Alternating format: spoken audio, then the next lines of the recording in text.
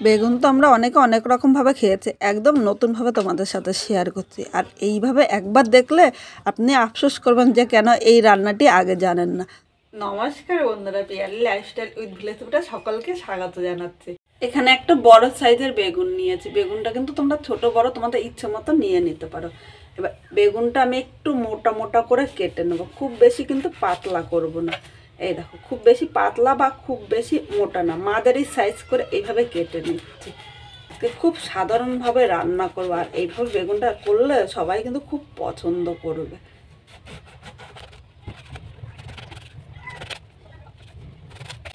এখানে বেগুনটা কাটা হয়ে গেল, আর এই গুঁড়াটা দেখো আমি ফেলে দিলাম। এবার এই বেগুনটা কিন্তু কাটার আগে আমি ভালো করে ধুয়ে নিয়েছি, আমি আর ধোবো না। এবার বেগুনগুলো দেখো এইভাবে আমি করে নিলাম, খুব সহজে তোমাদের সাথে দেখাবো। এই বেগুনটা এইভাবে করে নিয়েছি। এবার এখানে একটা আমি মুটকি নিলাম, যে কোনো বোতলের মুটকি কিন্তু তোমরা নিয়ে নিতে পারো। এই মুটকিটা মাঝখান দিয়ে এইভাবে চাপ দিয়ে দিলাম, দুই হাতে এইভাবে চাপ দিলে মাঝখানটা কিন্তু খুব সুন্দরভাবে গোল হবে, আর প্রতিটা বেগুন সমানভাবে গোল হবে। প্রথমে এই দেখো, একই মাপে সবকটা বেগুন এইভাবে চাপ দিয়ে নেব। আমি এইভাবে চাপ দিয়ে করছি, ইচ্ছে করলে তোমরা ছুরি দিয়েও করতে পারো, কিন্তু এইভাবে চাপ দিয়ে করলে প্রতিটা বেগুন সমান হবে আর দেখতেও খুব ভালো লাগবে। খুব সাধারণভাবে করছি, এইভাবে করলে তোমরা দুপুরে ডাল ভাত বা সন্ধ্যায় চা কফির সাথেও কিন্তু খেতে পারো, দুটোই ভালো লাগবে। এখন বেগুনের থেকে বেগুনের এই মাঝখানের অংশটা এইভাবে আলাদা করে নিচ্ছি। এই দেখো, টান দিলে কিন্তু খুব সহজেই উঠে যাচ্ছে। এইভাবে সবকটা বেগুন থেকে আমি নিয়ে নিলাম। এইভাবেই এই বেগুনটা সাইডটা একটু ছাড়িয়ে নিতে হবে, কারণ এটা উঠছে না। প্রথমে মুটকি দিয়ে করলে সব বেগুন একই মাপের হবে আর দেখতেও খুব ভালো লাগবে। এবার এখানে আমি একটা থালা নিলাম, এই বেগুনগুলো আমি এই জায়গায় নিয়ে নিলাম। এইভাবে দেখো, বেগুনটা দেখতেও কিন্তু ভালো লাগছে। এখন এই বেগুনের মধ্যে আমি সামান্য একটু লবণ দিয়ে দিলাম, 1 চামচ হলুদ নিয়ে নিলাম, এর সাথে সামান্য একটু মিষ্টি নিলাম। এবার হলুদ, লবণ ও চিনিটা ভালো করে মেখে নেব। খুব সাবধানে মাখতে হবে, কারণ নাহলে বেগুনটা কিন্তু ভেঙে যেতে পারে, আর ভেঙে গেলে কিন্তু তখন ভালো হবে না। এখানে বেগুনগুলো ভালো করে মেখে নিয়েছি। এবার এই বেগুনটা এইভাবে 10 মিনিট রেখে দেবো, আর এইভাবে মেখে রাখলে কিন্তু এই বেগুনটা ভাজতে অল্প তেলে ভাজা হবে, আর বেগুনটা অনেকটা নরম হয়ে যাবে। এখানে যে বেগুনের মাঝের অংশগুলো রেখে দিয়েছিলাম, এই অংশগুলি দেখো এরকম ছোট ছোট করে কেটে নিলাম। বেগুনের কোনো কিছুই আজকে ফেলবো না, খুব সাধারণভাবে রান্না করছি। এইভাবে করলে কিন্তু বেগুনটা খেতে দুর্দান্ত লাগবে। বন্ধুরা, কথা বলতে বলতে বেগুনটা কাটা হয়ে গিয়েছে। এবার বেগুনগুলো এক থালার সাইডে নিয়ে নিলাম। এবার এখানে দুটো আলু নিয়েছি, আলুটা তোমরা কম বেশি করে নিতে পারো। এবার আলুটা আমি একদম পাতলা পাতলা করে কেটে নেবো। এইটা যেরকম বেগুন কেটেছি সেরকম ছোট ছোট করে কেটে নিতে হবে। আলু বেগুন কাটার আগে কিন্তু আমি আগে ভালো করে ধুয়ে নিয়েছি, কেটে আমি আর ধোবো না। আর এইভাবে আগে থেকে ধুয়ে তারপর কাটলে কিন্তু আমার অল্প সময় রান্নাটাও করতে পারবো।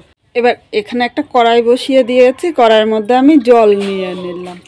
এবার এখানে কেটে রাখা প্রথমে আলুটা নিয়ে নিলাম।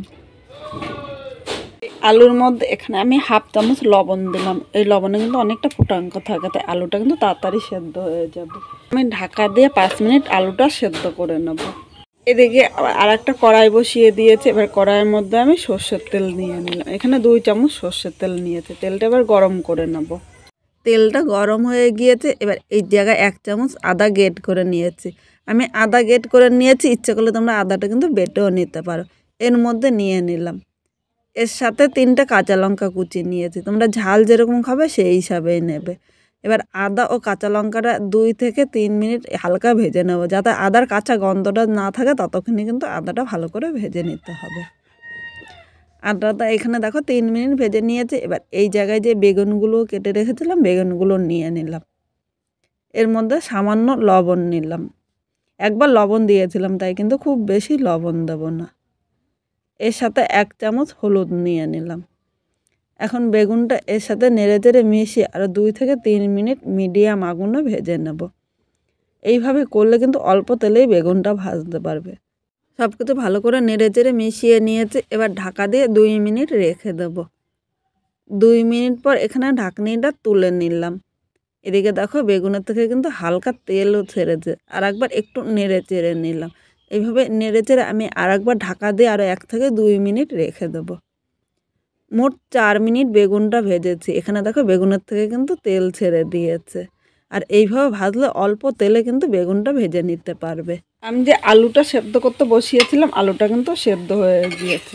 এবার আলুগুলো নিয়ে আমি একটা ছাঁকনির মধ্যে নিয়ে নিলাম, তাহলে জলটা কিন্তু নিচে পড়ে যাবে। এইভাবে সব কয়টা আলু আমি ছাঁকনির মধ্যে তুলে নেব। সব আলুগুলো নিয়ে নিয়েছি। এবার 1 মিনিট এইভাবে ঝাঁকি দিয়ে নেবো, তাহলে এই জলটা কিন্তু এর থেকে পড়ে যাবে। এবার এখানে সেদ্ধ করা আলুগুলো আমি নিয়ে নিলাম। এর মধ্যে 1/2 চামচ লঙ্কার গুঁড়ো দিয়েছি। আমার মনে হচ্ছে একটু ঝাল কম হবে, তাই এই জায়গায় 1/2 চামচ লঙ্কার গুঁড়ো নিয়েছে। তোমরা যেরকম ঝাল খাবে সেই হিসাবেই নিয়ে নেবে। এখন সব কিছু নেড়ে চেড়ে মিশিয়ে নেব। এইভাবে খুন্তি দিয়ে নাড়তে নাড়তে আলুগুলো কিন্তু একটু ভেঙে নেব। আর এইভাবে ভালো করে আলু ও বেগুনটা ভালো করে মিশিয়ে নিতে হবে। এইভাবে 4 থেকে 5 মিনিট আমি রান্না করে নেব। আলু ও বেগুনের গায়ে যে হালকা জল ভাবটা আছে, সেই জল ভাবটা কিন্তু টানিয়ে নিতে হবে। কারণ একটু জল ভাব থাকলে এটা খেতে কিন্তু ততটা ভালো লাগবে না। আর এইভাবে নাড়তে নাড়তে আলুটা কিন্তু একদম মিহি হয়ে যাবে। আলাদা করে কিন্তু আমার হাত দিয়ে আর মাখতে হবে না। বন্ধুরা, আজকে আমি নিরামিষ রান্না করছি, তাই এই জায়গায় পেঁয়াজ রসুন দিইনি। যারা নিরামিষ ছাড়া এমনি দিনে রান্না করবে, একটু পেঁয়াজ রসুন কিন্তু এর মধ্যে দিতে পারো।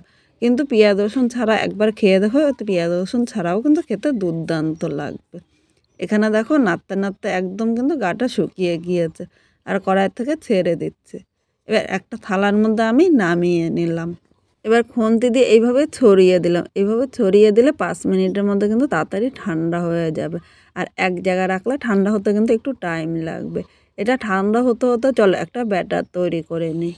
এখানে আমি একটা পাত্র নিয়ে নিলাম, এর মধ্যে আমি বেসন নিয়ে নেব। এই চামচ দিয়ে 6 চামচ বেসন নেব। বেসনটা তোমরা কম বেশি করে নিয়ে নিতে পারো। এই বেসনের মধ্যে 2 চামচ চালের গুঁড়ো নেবো, তাহলে এটা কিন্তু আরও খাস্তে হবে আর খেতেও খুব ভালো লাগবে। ইচ্ছে করলে তোমরা এই চালের গুঁড়োটা স্কিপ করে শুধু বেসন দিয়েও করতে পারো, কিন্তু চালের গুঁড়ো ও বেসন দুটো মিশিয়ে করলে খেতে কিন্তু আরও দুর্দান্ত লাগবে। এবার এখানে স্বাদ অনুযায়ী লবণ নিলাম, প্রয়োজন মতো হলুদ নিয়ে নিলাম, সামান্য একটু কাশ্মীরি লঙ্কার গুঁড়ো নিলাম। ইচ্ছে করলে তোমরা স্কিপও করতে পারো। এবার প্রথমে শুকনো উপকরণগুলো একবার এইভাবে মিশিয়ে নেব। সব শুকনো উপকরণগুলো ভালো করে মিশিয়ে নিয়েছি।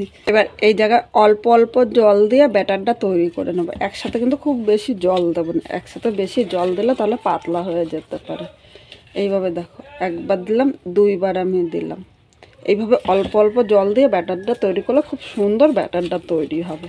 বন্ধুরা, এখানে ব্যাটারটা তৈরি করে নিয়েছি আর এইভাবে ভালো করে ফেটাতে হবে। যত ফেটানো সুন্দর হবে আর এই বেগুন ভাজাটা কিন্তু ততটাই ভালো লাগবে। এবার এই ব্যাটারটা এক সাইডে রেখে দিলাম। এখানে আমি আলু ও বেগুনটা নিয়ে নিলাম। এদিকে দেখো বেগুনটা লবণ হলুদ ও চিনি দিয়ে মেখে রাখাতে বেগুন থেকে কিন্তু হালকা জলও বেরিয়েছে। এবার এই বেগুনের মধ্যে আমি আলুর পুরটা নিয়ে নেব। এই বেগুনটা করতে গেলে আলুর পুরটা কিন্তু একটু পরিমাণে বেশি লাগবে। এবার এইভাবে চারিপাশ দিয়ে এভাবে চেপে চেপে দেবো, তাহলে বেগুনটা ভাজার সময় আলুর পুরটা কিন্তু খুলে যাবে না। এই 2 পিঠটা এইভাবে চেপে চেপে নিতে হবে। এখানে আমি আর একটা বেগুন নিলাম। যখনই করবো তখন কিন্তু একটু আলুটা বেশি নেবে, কারণ এর মধ্যে পুরটা কিন্তু একটু বেশি পরিমাণে লাগছে। আর পুরটা দেওয়ার পর এরকম সাইড দিয়ে চেপে চেপে দেবে, তাহলে খুব সুন্দরভাবে এর সাথে কিন্তু গায়ে লেগে থাকবে, নাহলে ভাজার সময় কিন্তু খুলে যেতে পারে। এইভাবে সব কটা বেগুন আমি তৈরি করে নেব। বন্ধুরা, এখানে সব কটা বেগুন তৈরি হয়ে গিয়েছে। এবার এখানে যে ব্যাটারটা তৈরি করে নিয়েছিলাম আর একবার এইভাবে একটুখানি ফেটিয়ে নেব। আর যত ফেটানো সুন্দর হবে এই বেগুনের উপর ততটাই কিন্তু ভালো হবে। চামচটা আমি এক সাইডে রেখে দিলাম। এবার এখান থেকে একটা বেগুন নিয়ে এই ব্যাটারের মধ্যে ডুবিয়ে নেব। 2 পিঠটা ভালো করে কোট করে নিতে হবে।